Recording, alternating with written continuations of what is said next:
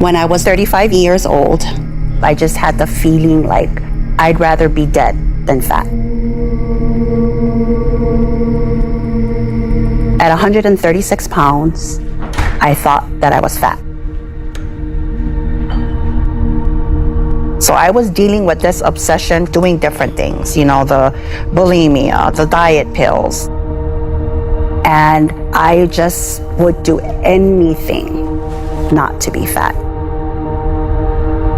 I got a friend who was doing crystal meth, and I asked for one small little baggie.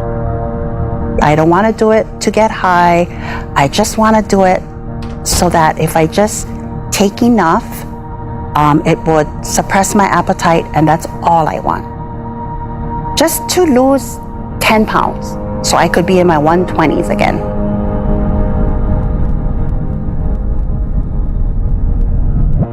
I became very quickly addicted within a matter of 2 weeks.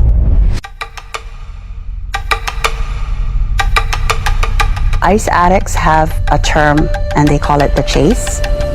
It's every minute of your waking day, you're chasing the drug. One night, I think my husband was just kind of fed up with everything. He was gonna leave me.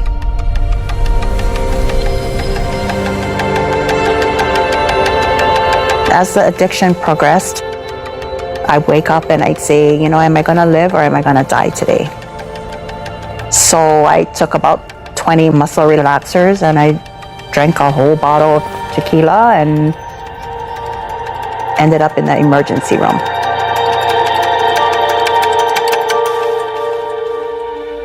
I knew I had to do something or I was gonna lose literally everything.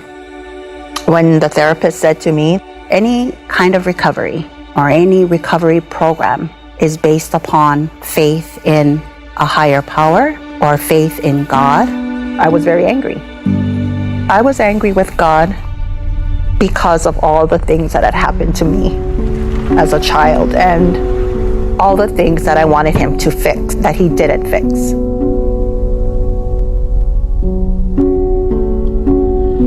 Back in the day, it was called discipline. So I was angry with him, so angry. Any addict knows that there are other issues that fuel your addiction. Then I got a phone call from a relative and he said, Auntie, I just wanted to let you know that the church has an addiction recovery program. Grudgingly, I told God, okay, I'm going to do it your way. And if it doesn't work out, then you cannot blame me because this is my one last shot with you.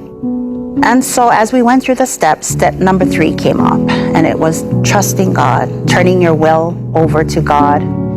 Okay, so now you're telling me the same old thing. I got to do things your way. I couldn't see it. The real help came one day when I read an article from The Ensign, a spiritual magazine that I said I was never going to read. And in this article, he talked about Lot's wife. Lot and his family, of course, were asked to leave the city. It was going to be destroyed. And they were cautioned, while you're leaving the city, don't look back.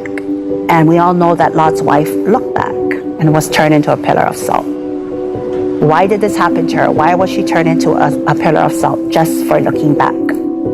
And he said, it wasn't so much that she was looking back. It was because she looked back with longing. That she looked back yearning for the things that she had left in Sodom and Gomorrah. Her heart was still there. When I read those words, I said, I am Lot's wife. I'm her, looking back and longing for things that are not there. Looking back for a life that if I stayed in it, I would be destroyed. In my mind, step 3 is all about trusting God and realizing that the creator of this universe can not only help you recover, but he can literally provide a different life for you, a new heart for you.